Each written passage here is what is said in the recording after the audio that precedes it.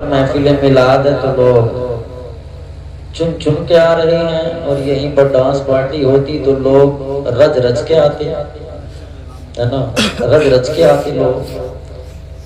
یہ تو 1 بجے میں ہی سکڑ کر بیٹھ گئے لوگ، مگر اگر 4 بجے تک اگر فاحشہ عورتیں ناچتی تب ان کے جسم کو سردی نہیں لگتی،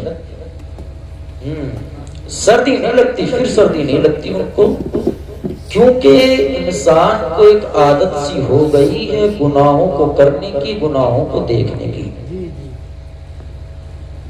ہم نے مغربی تہذیب کو اپنا لیا ہے، غلط روشوں کو ہم نے اختیار کر لیا ہے، اسی لیے ہم آج زمانے کے اندر ذلیل و خوار ہوتے نظر آ رہے ہیں۔ اس کی وجہ کہیں نہ کہیں خامیاں ہماری خود کی ہیں۔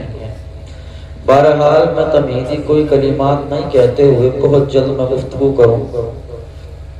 الحمدللہ الحمدللہ الذی وکفا وسلام علی عبادہ الذین اصطفیٰ، اما بعد فاعوذ باللہ من الشیطان الرجیم، بسم اللہ الرحمن الرحیم۔ قال رسول اللہ صلی اللہ تعالی علیہ وسلم، حب الدنیا راس کل خطیۃ، صدق اللہ مولانا العظیم وصدق رسولہ النبی الامین المبین المکین المتین الکریم، ونحن علی ذلک لمن الشاہدین والشاکرین والحمد للہ رب العالمین۔ یا خدا بہرے جناب مصطفیٰ امداد کن، یا رسول اللہ از بہرے خدا امداد کن، یا شہید کربلا یا دافع کرب و بلا، گل رخا شہزادہ گل کو قبا امداد کن۔ بلغ العلا بکمالہ کشف الدجا بجمالہ، حسنت جمیع خصالہ صلوا علیہ وآلہ۔ وہ جو نہ تھے تو کچھ نہ تھا، وہ جو نہ ہوں تو کچھ نہ ہو، جان ہے وہ جہان کی، جان ہے تو جہان ہے۔ یا رسول اللہ جب تک بکے نہ تھے تو کوئی پوچھتا نہ تھا، تم نے ہمیں خرید کر انمول کر دیا۔ بروں میں میں لاکھ برا سہی مگر میرا ان سے رشتہ ہے، بروں میں میں لاکھ برا سہی مگر میرا ان سے رشتہ ہے۔ اے خدا تو آبرو رکھنا یہ تیرے مصطفیٰ کی بات ہے۔ آئیے سب سے پہلے درود پاک کا ہدیہ پیش کر لیں، پڑھیں اللہم صلی علی سیدنا و شفیعنا مولانا محمد وآلہ وسلم، صلو علیہ صلاۃ و سلام علیک یا رسول اللہ صلی اللہ تعالی علیہ وسلم۔ آپ کافی وقت سے پروگرام میں بیٹھے ہیں، اور دراصل عمل کے میدان میں اگر اتر جائیں تو یہی کافی ہے۔ بہرحال میں آیا ہوں تو میں بھی اپنی حاضری پیش کر دیتا ہوں مختصر سی۔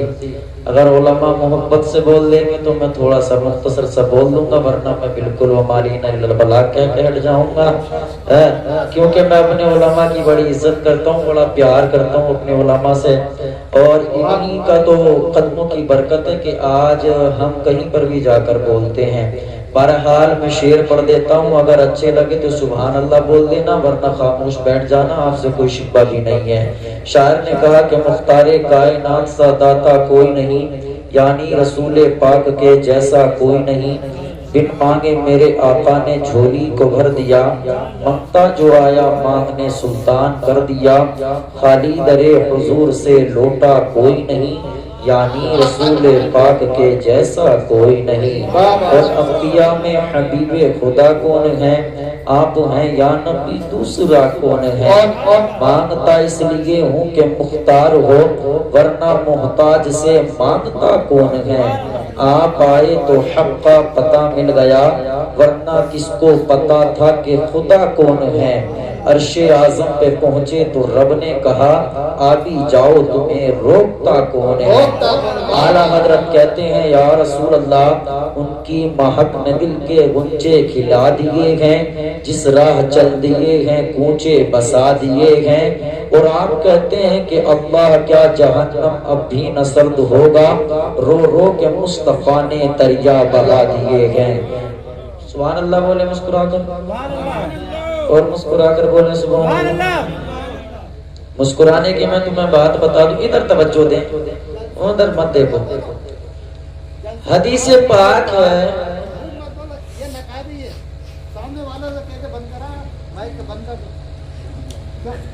ارے خاموش ہو جاؤ بھیا، حدیث پاک ہے، میں ادھر توجہ دینا، ادھر نہیں بھائی کی طرف توجہ نہ دے، میری طرف دے دیں، میں دیکھ لیں کیا تمہیں مجھ سے بھی زیادہ خوبصورت کوئی لگ رہا ہے؟ میں مصطفیٰ کا ذکر کر رہا ہوں اس لیے میں خوبصورت ہوں۔ بہرحال مصطفیٰ علیہ الصلوۃ والسلام تقریر فرما رہے ہیں، ارشاد فرماتے ہیں میرے مصطفیٰ کہ ایک شخص ایسا ہے جو آتا سب سے بعد میں ہے، چلا سب سے پہلے جاتا ہے، مگر وہ جنتی ہے۔ نہیں، آپ نے توجہ نہیں کی ورنہ سبحان اللہ بولتے۔ کیا کہتے ہیں مصطفیٰ کہ ایک شخص ایسا ہے جو آتا سب سے بعد میں ہے، چلا سب سے پہلے جاتا ہے، مگر وہ جنتی ہے۔ جو اس حدیث کے راوی ہیں وہ کہتے ہیں کہ میں نے حضور کی بات کو ٹچ کیا، اگلا دن پھر آیا، مصطفیٰ نے پھر تقریر فرمائی، میرے نبی نے پھر ارشاد فرما دیا ایک شخص ایسا ہے جو آتا سب سے بعد میں ہے، چلا سب سے پہلے جاتا ہے، مگر وہ جنتی ہے۔ آپ کہتے ہیں کہ صحابہ میں تذکرہ ہونا شروع ہو گیا کہ آخر ایسا شخص ہے کون۔ آپ کہتے ہیں کہ میں اس بات کو ٹچ کر رہا تھا، آپ کہتے ہیں کہ جب اگلا دن آیا تو میں سب سے پیچھے ہی بیٹھ گیا مسجد میں کہ آخر دیکھوں گا کہ سب سے بعد میں آتا کون ہے۔ حضور تقریر فرمانے لگے، میرے نبی نے پھر ارشاد فرمایا ایک شخص ایسا ہے جو آتا سب سے بعد میں ہے، چلا سب سے پہلے جاتا ہے، مگر وہ جنتی ہے۔ آپ کہتے ہیں کہ میں نے دیکھا تو آنے والا کوئی اور نہیں بلکہ وہ میرا ہی یار تھا۔ کہتے ہیں جب مصطفیٰ نے فرما دیا میں دیکھ رہا تھا، آئے سب سے بعد میں، چلے سب سے پہلے گئے، تو میں بھی ان کے ساتھ ساتھ ہو گیا، ان کے ساتھ ساتھ چلنے لگا، ان کے مکان پر پہنچ گیا۔ اور جب میں وہاں پر پہنچا تو میں صبح سے لے کے شام تک میں نے ان کے ساتھ میں وقت گزارا، مگر مجھے کوئی ان کا عمل ایسا نظر نہیں آیا جو دوسرے صحابہ سے مختلف ہو، یعنی کہ دوسرے صحابہ سے ہٹ کر ہو۔ دوسرے صحابہ جو ذکر کر رہے ہیں وہ بھی وہی ذکر کر رہے ہیں۔ آپ کہتے ہیں میں حیرت میں پڑ گیا، آخر کس وجہ سے مصطفیٰ نے انہیں جنتی قرار دیا ہے۔ آپ کہتے ہیں کہ جب شام کا وقت ہو گیا تو میں واپس آنے لگا، میں نے پوچھ ہی لیا کہ بھائی بتائیں تو صحیح مصطفیٰ نے آپ کو جنتی قرار کیوں دیا ہے، اس کی وجہ کیا ہے؟ تو وہ کہتے ہیں حضور نے حکمت کی وجہ سے کہہ دیا ہوگا، کوئی وجہ رہی ہوگی، میرے نبی نے ارشاد فرما دیا۔ کہتے کوئی تو وجہ ہوگی آپ کے اندر جس کی وجہ سے مصطفیٰ نے آپ کو جنتی قرار دیا ہے۔ تو وہ کہتے ہیں ہاں ایک میرے اندر یہ خاصہ تو ہے کہ میں جس مومن سے بھی ملتا ہوں تو مسکرا کر ملتا ہوں۔ سمجھے نہیں بات کو ورنہ تیز سے بولتے سبحان اللہ۔ کیا کہتے ہیں میں جس مومن سے بھی ملتا ہوں مسکرا کر ملتا ہوں۔ تو کہتے ہیں حدیث کے راوی کہ میں سمجھ گیا کہ مصطفیٰ نے انہیں مسکرانے کی وجہ سے جنتی قرار دیا ہے۔ اب مسکرا کر بولے سبحان اللہ، اور مسکرا کر بولے سبحان اللہ۔ اعلیٰ حضرت کہتے ہیں ان کی مہک میں دل کے غنچے کھلا دیے گئے، جس راہ چل دیے ہیں کوچے بسا دیے ہیں۔ اللہ کیا جہنم اب بھی نہ سرد ہوگا، رو رو کے مصطفیٰ نے دریا بہا دیے ہیں۔ آپ کہتے ہیں کہ آنے دو یا ڈبو دو اب تو تمہاری جان، آنے دو یا ڈبو دو اب تو تمہاری جان۔ اب میں اس کی تھوڑی سی تشریح بیان کرنے کی کوشش کروں آپ کے سامنے۔ آج سے کچھ سال پہلے جب لوگ حج کرنے کے لیے جاتے تھے تو آسمان کے اڑنے والے جہاز سے نہیں جاتے تھے، پانی میں چلنے والے جہاز سے جاتے تھے۔ تو اس میں ہوتا یہ تھا کہ 6 مہینے بھی لگ جاتے تھے، ایک سال بھی لگ جاتا تھا، یعنی کہ وقت زیادہ لگتا تھا۔ اس کی وجہ کیا تھی؟ وجہ یہ تھی جب کشتی چلتی تھی پانی کا بہاؤ اگر تیز ہو گیا تو پانی کے بہاؤ سے کشتی رخ تبدیل کر دیتی تھی، اس لیے وقت زیادہ لگتا تھا، تو دانشوروں نے مشورہ کیا کہ ایسا انتظام کیا جائے کہ اگر پانی کی لہریں تیز ہوں تو اگر کشتی آگے نہ چلے تو کم سے کم کشتی پیچھے بھی نہ آئے، وقت تو برباد نہ ہو، ضائع نہ ہو۔ تو انہوں نے لنگروں کا انتظام کیا۔ لنگر ہندی کی چٹی کر کر میں بتاؤں آپ کو، بڑے بڑے پتھروں کا انتظام کیا گیا، اس کو کشتی کے چاروں طرف رکھ دیا جاتا تھا وزن سے، یعنی کہ جب پانی کا بہاؤ تیز ہو جاتا تھا تو اس کشتی کے چاروں طرف سے ان پتھروں کو، ان لنگروں کو چھوڑ دیا جاتا تھا۔ وزن کی وجہ سے کشتی رک جاتی تھی، وہیں پر ہلتی نہیں تھی۔ آپ اتنی بات سمجھ لیے ہو تو اب یہاں سے سمجھیں، حضور اعلیٰ حضرت عظیم البرکت مجدد دین و ملت الشاہ امام احمد رضا خان فاضل بریلوی، آپ حج کرنے کے لیے چلے ہیں۔ جب آپ کشتی میں سوار ہوئے، جب آپ حج کرنے کے لیے چلے، کشتی چل رہی ہے، سمندر میں، بیچ سمندر میں کشتی پہنچ گئی، کیپٹن نے اعلان کر دیا، اے ملا سب کو اطلاع کر دی جائے، سب کو بتا دیا جائے کہ پانی کا بہاؤ تیز ہو چکا ہے، پانی یعنی کہ اس نے اپنا رخ تبدیل کر دیا ہے، سارے لوگ اپنی جگہ پکڑ لیں، یعنی کہ سارے لوگ اپنی اپنی جان کی حفاظت خود کریں، کشتی کبھی بھی پلٹ سکتی ہے، کشتی کبھی بھی جا سکتی ہے۔ ملا نے سب کو اطلاع کرنا شروع کیا، سب سے کہنا شروع کیا، وہی ملا جب کشتی کے ایک کونے میں آتا ہے تو کیا دیکھتا ہے؟ مصطفیٰ کا عاشق، مصطفیٰ کا دیوانہ، مصطفیٰ کا مصطفیٰ، مصطفیٰ کا یعنی کہ گنگانے والا امام عشق و محبت حضور اعلیٰ حضرت کشتی میں بیٹھے ہیں، مصطفیٰ علیہ السلام کی نعتوں مرتبت پڑھ رہے ہیں، مصطفیٰ پر نعت پڑھ رہے ہیں، اللہ اکبر کبیرہ۔ اللہ قریب آیا اور اللہ نے کہا، اے امام احمد رضا، کہ تمہیں پتہ نہیں چلا، کہ تمہیں آواز نہیں آئی کہ کشتی کبھی بھی جا سکتی ہے، کشتی کبھی بھی پانی میں لپیٹ میں آ سکتی ہے۔ امام احمد رضا کہتے ہیں کشتی تو کچھ ہو گئی نہیں، کشتی پلٹ ہی نہیں سکتی۔ اللہ کہتا ہے، اے امام احمد رضا، کہ تم نے کشتی کو کبھی پہلے چلایا ہے، کہ کشتی میں پہلے بیٹھے ہو؟ امام احمد رضا کہتے ہیں کہ میں کشتی میں پہلے بیٹھا، کہ میں نے کشتی کو کبھی چلایا۔ اللہ اکبر کبیرہ۔ تو اللہ کہتا ہے کہ تمہیں کیسے پتا چلا کہ کشتی تو کچھ ہو گئی نہیں؟ تو امام احمد رضا کہتے ہیں جب میں کشتی میں بیٹھا تو مصطفیٰ کے اس قول پر عمل کر کر بیٹھا، مصطفیٰ فرماتے ہیں کہ سفر میں نکلا کرو، دعائیں پڑھ کر نکلا کرو، دعائیں پڑھو گے خدا کی حفظ و امان میں رہو گے۔ اللہ اکبر کبیرہ۔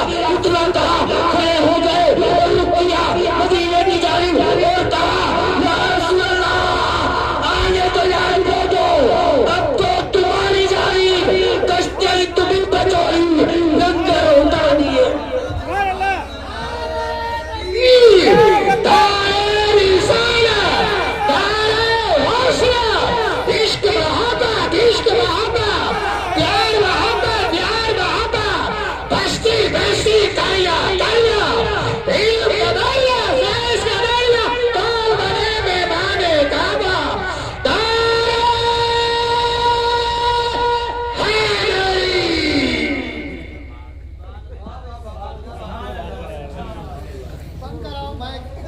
بولے سبحان اللہ۔ کیا کہتے ہیں؟ بالکل خاموش رہے۔ آنے دو یا ڈبو دو اب تو تمہاری جانب، کشتی تمہیں پہ چھوڑی لنگر اٹھا دیے ہیں، کہتے ہیں کہ ملک سخن کے شاہی تم کو رضا مسلم، جسم تو آ گئے ہیں سکے بٹھا دیے ہیں۔ اعلیٰ حضرت کہتے ہیں یا رسول اللہ، یا حبیب اللہ، سرور کہوں کہ مالک و مولا کہوں تجھے، باغ خلیل کا غل زیبا کہوں تجھے، لیکن رضا نے ختم سخن اس پہ کر دیا، خالق کا بندہ خلق کا آقا کہوں تجھے۔ میں امام عشق و محبت کی بات کر رہا ہوں، حضور اعلیٰ حضرت کی بات کر رہا ہوں۔ اللہ نے ایسا علم کا مادہ آپ کو دیا، میں ادھر نہیں آنا چاہ رہا ہوں کیونکہ وقت اتنا نہیں ہے نا، اتنا وقت نہیں ہے، رات بوڑھی ہو چکی ہے، رات پہ بڑھاپا آ گیا ہے، اور جوان آدمی کو بوڑھی رات دے دی تو کیسے ماحول بنے گا؟ اور آپ سن لیں گے مگر ہمارے علماء کو نماز فجر بھی پڑھانی ہے، تم تو 11 بجے اٹھنا، مگر میں یہ کہہ رہا ہوں میں بھی یہیں پہ سوؤں گا نہ، پورے گھروں کو جگا دیا تو بات بیکار ہے فجر کی نماز میں۔ ہاں کہہ تو رہے ہو 4 بجے تک سن لیں گے، مگر ضروری یہ ہے کہ میدان عمل میں بڑے کمزور ہیں ہم لوگ، ہے نا، میدان عمل میں بہت کمزور ہے۔ ہمارا حال ایسا ہے کہ ایک پروفیسر صاحب نے کہا، بچے بیٹھے تھے، ان سے کہا کہ بچوں بتاؤ ایک درخت پر 4 چڑیاں بیٹھی ہیں، کتنی؟ 4 چڑیاں بیٹھی ہیں، 3 نے اڑنے کا ارادہ کر لیا، بتاؤ کتنی بچی؟ تو بچوں نے کہا کہ 1 بچی۔ تو ایک بچہ کہتا ہے نہیں پروفیسر صاحب 4 ہی بچی ہیں۔ کہا وہ کیسے؟ کہا 3 نے اڑنے کا کیول ارادہ کیا تھا، اڑی نہیں ہے۔ اس تم حکایت سے کچھ سمجھے نہیں، یعنی کہ ہم میدان عمل میں بڑے کمزور ہیں۔ ہم کہتے ہیں نماز پڑھیں گے مگر ہم پڑھتے، ذرا بولے نا، ہم پڑھتے نہیں ہیں۔ ہم کہتے ہیں علماء کی عزت کریں گے مگر کرتے نہیں ہیں۔ ہم کہتے ہیں یعنی کہ ذکر و اذکار کریں گے مگر کرتے نہیں ہیں۔ میدان عمل میں کمزور ہیں۔ جس دن ہم میدان عمل میں مضبوط ہو گئے تو یاد رکھنا زمانے کی کوئی طاقت ایسی نہیں ہے کہ تمہیں گرا سکتی ہو۔ آج تم نے دیکھا نہیں سوشل میڈیا کا دور ہے، تم نے دیکھا نہیں بہار کا مکھیہ منتری نے ایک بچی کے یعنی کہ نقاب کو کھینچا، کیا پتا چلا اس سے کہ ہم میدان عمل میں بڑے کمزور ہیں۔ ہمارے دل پر کوئی بات ہی نہیں لگتی، ہمارے دل پر کوئی بات ہی اثر نہیں کرتی، ہماری بچوں کے پردوں کو کھینچا جاتا ہے، ہم کچھ کہتے ہی نہیں ہیں، ہماری بیٹیوں کی عزتوں پر ڈاکہ ڈالا جاتا ہے، ہماری زبانیں کھلتی ہی نہیں ہے، یعنی کہ ہمارے علماء کو سرے عام یعنی کہ بے عزت کیا جاتا ہے، ہم کچھ کہتے ہی نہیں ہیں۔ یاد رکھے جس دن میدان عمل میں مضبوط ہو گئے اللہ تمہیں عزتوں کے تاج پہنا دے گا، اللہ عزتوں کے تاج پہنا دے گا، اللہ تمہیں اونچے مقام دے دے گا۔ نبی فرماتے ہیں حب الدنیا راس کل خطیۃ، دنیا کی محبت تو ہر برائی کی جڑ ہے۔ کیا فرماتے ہیں محبوب؟ دنیا کی محبت تو ہر برائی کی جڑ ہے، اور ہم اسی محبت میں لگے بیٹھے ہیں، اسی محبت میں پڑ گئے ہم۔ بہرحال مجھے بولتے ہوئے 35 پر بیٹھا تھا، 55 ہو گئے ہیں اور میں ختم کرنے والا ہوں انشاءاللہ تعالی۔ یاد رکھیں میں اپنی گفتگو کو سمیٹوں، یہ شادی کے تعلق سے محفل کو سجایا گیا ہے۔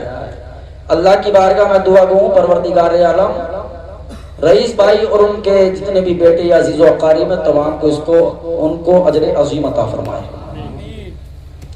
اچھی بات ہے آپ نے محفل سجائی ہے اور سجانی بھی چاہیے۔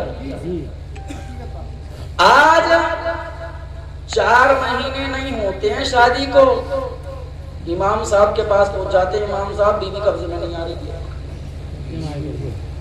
ہاں صحیح کہہ رہے ہیں کہ ماں باپ کا کیا نہیں مان رہی ہے۔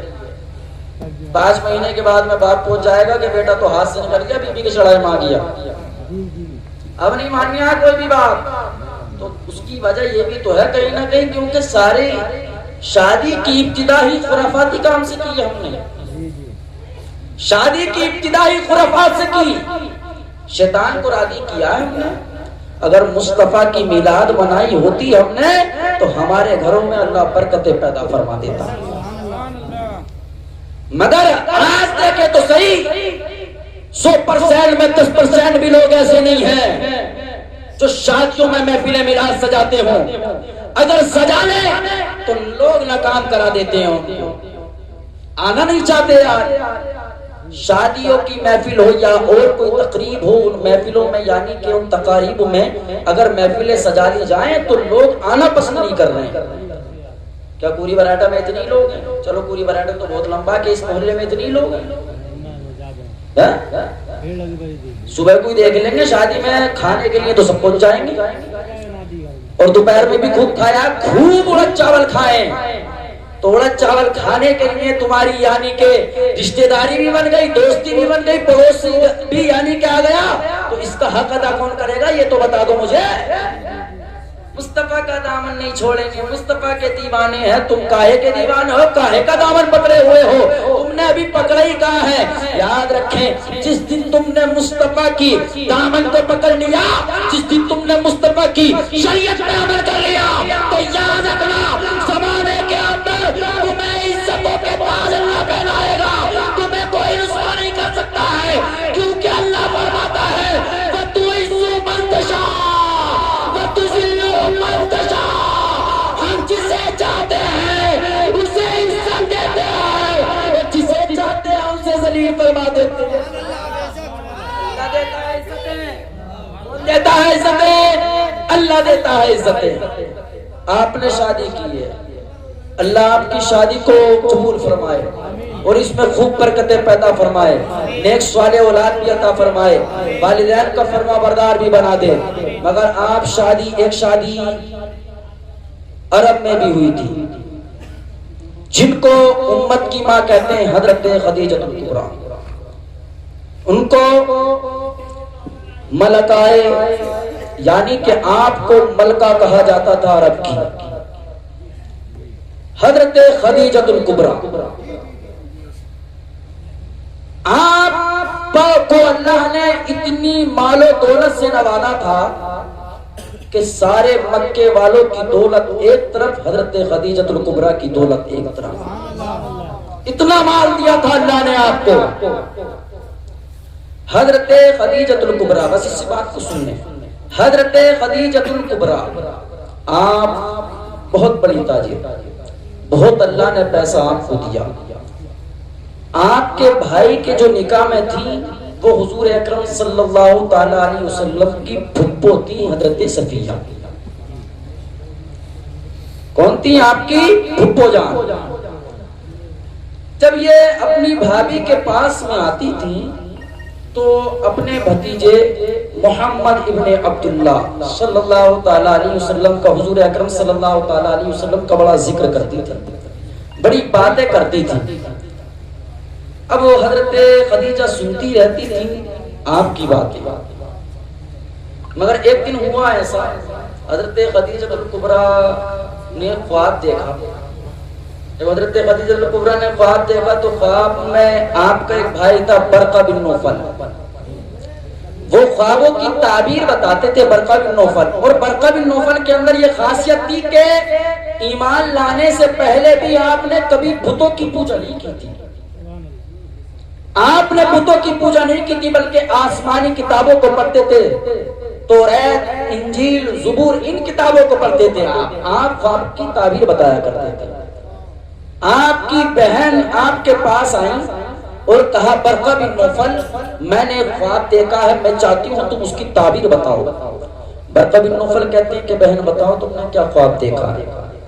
تو وہ کہتی ہیں کہ میں نے دیکھا کہ میں رات میں سو رہی ہوں، میرے آنگن میں سورج آ گیا اور اس کی چمک سے مشرق بھی روشن ہو گیا، مغرب بھی روشن ہو گیا۔ آپ کہتی ہیں اس کی تعبیر بتاؤ۔ برقہ بن نوفل کے پاس جو کتابیں تھی لے کر آئے، ان کا مطالعہ کرنا شروع کیا۔ آپ ایک نظر ان کی طرف دیکھتے، ایک طرف کتابوں کی نظر دیکھتے۔ آپ کا یہ حال تھا تو حضرت خدیجہ الکبریٰ کہتی ہیں اے بھائی بتاؤ تو صحیح آخر وجہ کیا ہے؟ اتنی حسرت بھری نگاہوں سے تم میری طرف کیوں دیکھتے ہو؟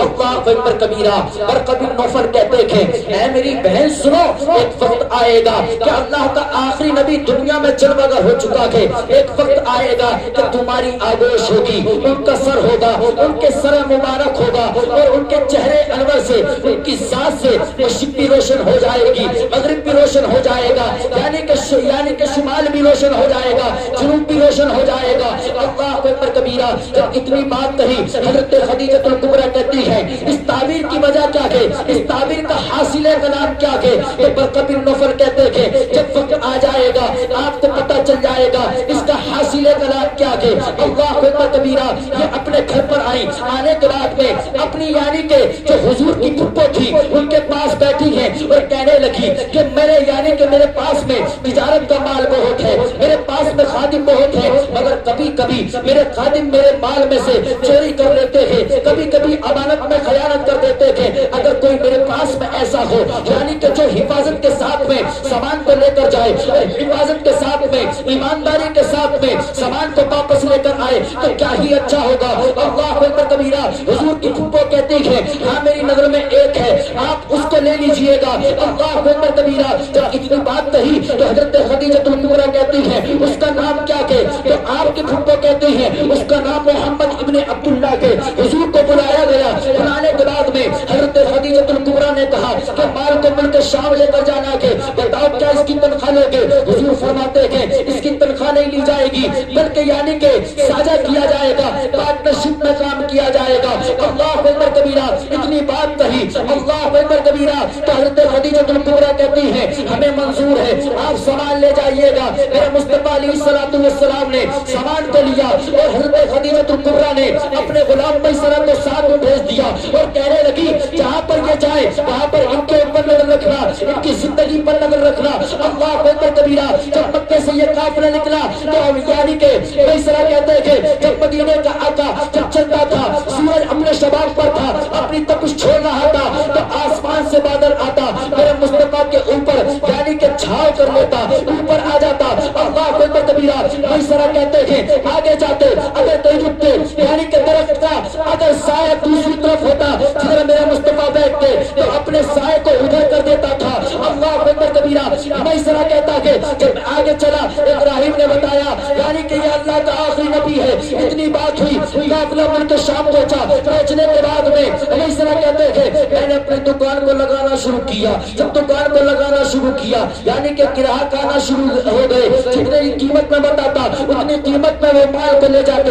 اللہ اکبر کبیرہ۔ میسرہ کہتے ہیں میں عجیب حیرت میں تھا، میں سوچ رہا تھا آخر وجہ کیا ہے، کیا میرے یعنی کہ مال میں اچھائی ہے یا میں اچھا تاجر بن چکا ہوں جو لوگ مجھ سے سودا بھی نہیں کر رہے ہیں۔ اللہ اکبر کبیرہ۔ میسرہ کہتے ہیں اب میں نے جب بھیڑ لگی تو میں نے سامان کی قیمت بڑھا دیا، سامان کی قیمت کو زیادہ کر دیا مگر لوگ اب بھی اس کا سودا نہیں کر رہے تھے تو میری نظر کیا پڑتی ہے کہ ایک طرف مدینے کے آقا اپنے چہرے انور کے ساتھ میں حسن جمال کے ساتھ میں جلوہ گر ہے۔ میں سمجھ گیا کہ مال کی برکت نہیں بلکہ مصطفیٰ کے جمال کی برکت ہے۔ اللہ اکبر کبیرہ۔ اتنا کہا سارا مال فروخت ہو گیا۔ میسرہ کہتے ہیں ہم واپس آئے، جب مکہ آئے مکہ میں آنے کے بعد میں حضرت خدیجہ الکبریٰ انتظار کر رہی ہے۔ میسرہ کہتے ہیں حضرت خدیجہ الکبریٰ نے مجھے یعنی کہ اندر گھر میں لیا، اس سے پوچھنے لگی ذرا بتاؤ تو صحیح ان کی دن اور رات کیسے گزرتے تھے تو آپ کہتے ہیں میسرہ نے کہا جب یہ چلتے ہیں آسمان کا یعنی کہ بادل آتا ہے اور ان کو سایہ کر دیتا ہے، جب یہ چلتے ہیں درخت کا سایہ اگر الگ ہوتا ہے تو سایہ ان کی طرف کر دیتا ہے۔ ابراہیم نے بھی بتایا کہ یہ اللہ کے آخری نبی ہیں۔ اللہ اکبر کبیرہ۔ جب میسرہ نے اتنی باتیں بتائیں حضرت خدیجہ الکبریٰ کے دل میں مصطفیٰ کی محبت گھر کر گئی۔ اللہ اکبر کبیرہ۔ آپ نے نکاح کا پیغام بھیج دیا، جب نکاح کا پیغام حضرت خدیجہ الکبریٰ نے بھیجا مصطفیٰ نے قبول فرما لیا۔ مختصر میں بات اتنی سی ہے مصطفیٰ نے قبول فرما لیا، نکاح ہو گیا۔ مصطفیٰ کی عمر 25 سال، حضرت خدیجہ الکبریٰ کی عمر 40 سال۔ مصطفیٰ علیہ السلام کا نکاح ہوا، جب پہلی رات آئی حضرت خدیجہ الکبریٰ نے سارے مال کو اکٹھا کیا، سارے مال کو لیا، سونا چاندی کو لیا، مصطفیٰ کے پاس آ گئی۔ مصطفیٰ تشریف فرما کے حضرت خدیجہ الکبریٰ بھی موجود ہیں۔ مصطفیٰ علیہ السلام کے سامنے چاندی کو ڈالنا شروع کیا یعنی کہ سونے کو ڈالنا شروع کیا۔ روایت کے اندر موجود ہے اتنا سونا اتنا چاندی کہ حضرت خدیجہ الکبریٰ کہتی ہیں ڈھیر لگ گیا، مجھے ادھر سے مصطفیٰ نظر نہیں آتے تھے کہ کیسے بیٹھے تھے یعنی کہ اتنا مال۔ عرض کرنے لگی یا رسول اللہ یا حبیب اللہ اے میرے سردار میں نے آپ یعنی کہ سارا مال آپ کے قدموں پر قربان کر دیا، آپ جو چاہے وہ کر سکتے ہیں۔ اللہ اکبر کبیرہ۔ آج ہماری شادیوں میں اگر تھوڑا سا کیش مل جائے تو ہم پلوٹنگ کرتے ہیں، ہم یعنی کہ طرح طرح کے مال کو خریدتے ہیں، ہم اپنے یعنی کہ مستقبل کے بارے میں سوچتے ہیں مگر مصطفیٰ نے کوئی پلوٹ نہیں لیا، مصطفیٰ نے کوئی مال نہیں لیا، مصطفیٰ نے کوئی زمین نہیں خریدی بلکہ مصطفیٰ علیہ السلام نے سارے مال کو لیا۔ اسی رات کے اندر میرے مصطفیٰ چل دیے یعنی کہ مکہ المکرمہ میں جتنے غریب ہیں جتنے مسکین ہیں سب کو تقسیم کرنا شروع کر دیا، یہاں تک کہ آپ نے سارے مال کو تقسیم کر دیا تو بریلی کا امام کہتا ہے کون دیتا ہے دینے کو تو چاہیے، دینے والا ہے سچا۔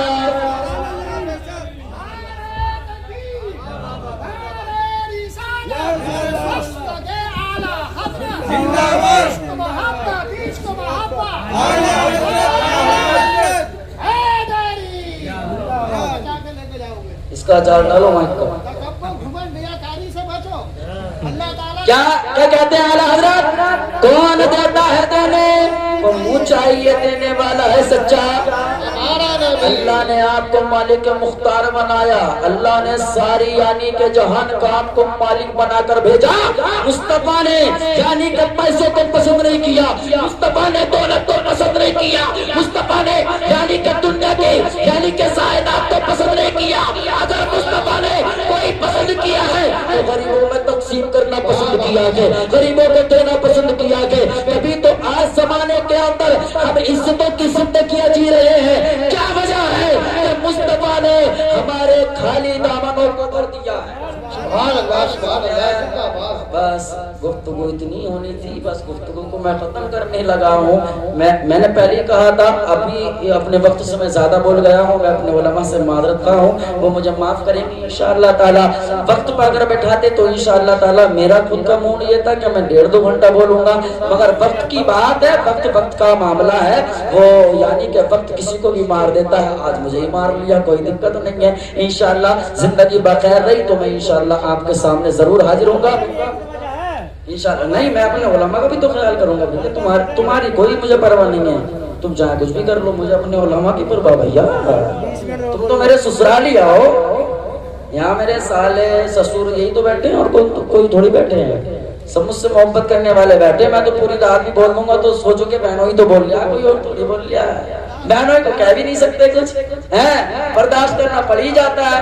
مگر کوئی بات نہیں, انشاءاللہ پھر اور موقع ملے گا. انشاءاللہ زندگی بخیر رہی, اللہ نے زندگی کا ساتھ دیا اور ہمیں اللہ نے زندگی تو انشاءاللہ پھر بولیں گے انشاءاللہ تعالی. مگر مجھے امید یہ ہے, آپ سے قوی امید یہ ہے کہ آپ کی سمجھ میں آیا ہوگا. ارے آیا ہے, گیا ہے, آیا ہی ہے, گیا تو نہ ہے. کبھی ٹھنڈ میں دماغ سکڑ گئے ہوں. ہاں, دماغ بھی سکڑ جا آدمی کے, کبھی کچھ اور ہی چل گیا ہو دماغ میں. بہرحال آپ اللہ رب العزت آپ کا یہاں پر بیٹھنا قبول عطا فرمائے. پروردگار عالم ہم تمام کا یہاں پر جمع ہونا اپنی بارگاہ میں قبول عطا فرمائے. پاک پروردگار عالم اگر میرے بولنے میں کوئی بھی اغلاط باقی ہو گئی ہوں, پروردگار عالم اپنے حبیب پاک صلی اللہ تعالیٰ علیہ وسلم کی صدقے سے مولا معاف عطا فرمائے. پروردگار عالم مجھے ہمیشہ حق بولنے, آپ کو ہمیشہ حق سننے کی توفیق عطا فرمائے. مولا پہلے مجھے بات کو آپ کو اس پر عمل کرنے کی توفیق عطا فرمائے. اب مسکرا کر ایک مرتبہ تمامی حضرات کلمہ طیبہ کا ورد کریں. پڑھیں لا الہ الا اللہ محمد رسول اللہ زندہ باد پائندہ باد وما علینا الا البلاغ. السلام علیکم ورحمۃ اللہ تعالیٰ وبرکاتہ.